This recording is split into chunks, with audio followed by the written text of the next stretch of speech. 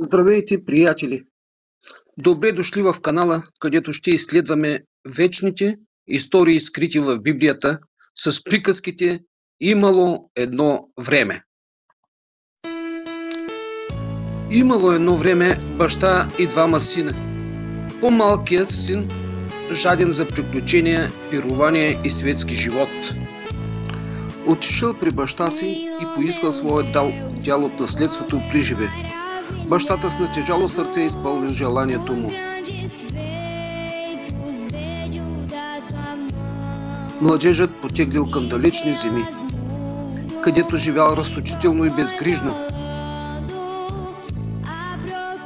Пръснал всичко в голям и безсмислен живот. Когато парите свършиха, той остана сам, без приятели, отчаян и гладен. Той намира работа като свинар, до такава степен гладуваше, че жадуваше да яде поне от храната на свинете. Един ден осъзнал грешката си, спомнил си за баща си, че дори слугите на баща му живеят по-добре от него. Решава да се прибере при баща си, да му поиска прошка и да го помоли да го наеме като слуга, тъй като вече не заслужава да бъде син. Сърцето му е изпълнено с покаяние, той признава греховете си и решава да се моли за милост. Един ден бащата, който го е очаквал с месеци, с очи вперени в хоризонта, го вижда отдалече и изтичва да го посрещне.